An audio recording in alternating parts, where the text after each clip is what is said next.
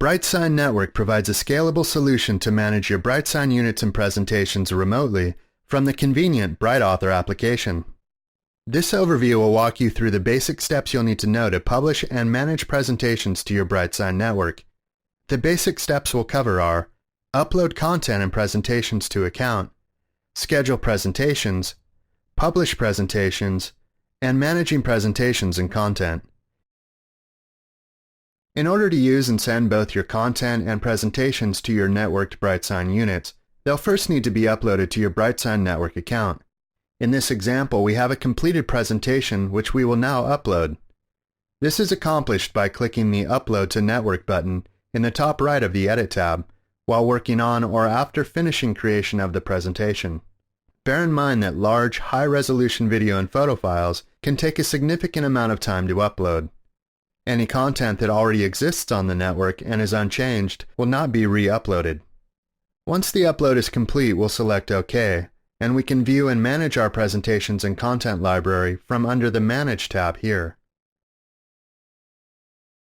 Now that our playlists and content are uploaded to our account, we'll need to schedule them to play on our networked BrightSign units. We'll go to the Publish tab in BrightAuthor and then to BrightSign Network. Since we haven't made any specific group or unit assignments, which will be covered in the network management video, we can leave the group assignment set to default. Below that, we'll see the presentation section populated with presentations we've previously uploaded. Now we can simply select the presentation we want to run on our networked units and schedule it using the calendar. For example, the simplest form of scheduling is to set our presentation to simply play all day, every day. To do that, we'll drag our presentation from the available presentations in our account that we previously uploaded to any spot on the calendar. We'll double-click on the presentation and check the box Active All Day, Every Day. You'll see the calendar fill with the presentation. Now all units that are joined to this group will run this presentation all day, every day. But maybe we want to have a schedule that's a little bit more varied than that. We can also set up schedules that are day-parted, meaning you can assign different presentations for different times of the day. Like the full calendar approach, we'll start by dragging our first presentation to the calendar.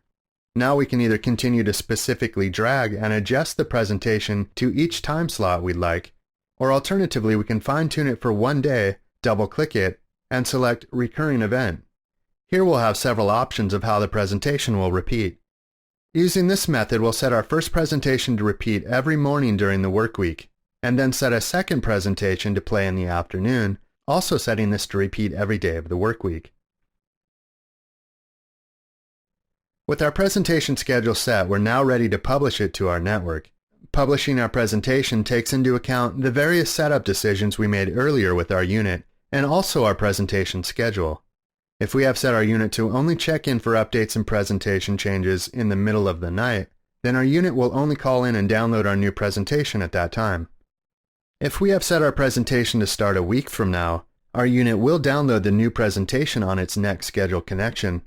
However, this presentation naturally will not play back on our assigned unit until the specified date.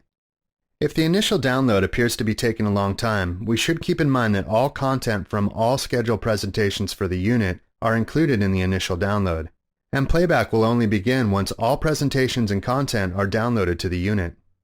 Additionally, if we're simply making changes to a presentation that is already scheduled and in use by our units, the units will automatically download the changes and include them into the presentation the next time the unit makes its scheduled call into the network.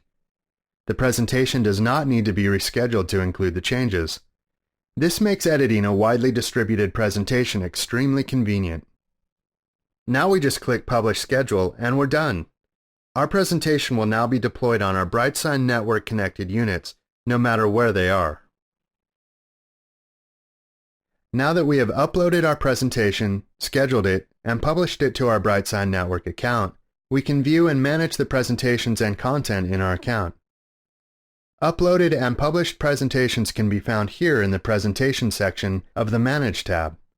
The presentations with check marks are active, meaning that they have been scheduled and published to the network for playback. Unchecked presentations have only been uploaded and not scheduled and published. By right-clicking on any unpublished presentations, we can delete it from our BrightSign network account if desired. This screen also shows us which network groups a given presentation has been assigned to play back on.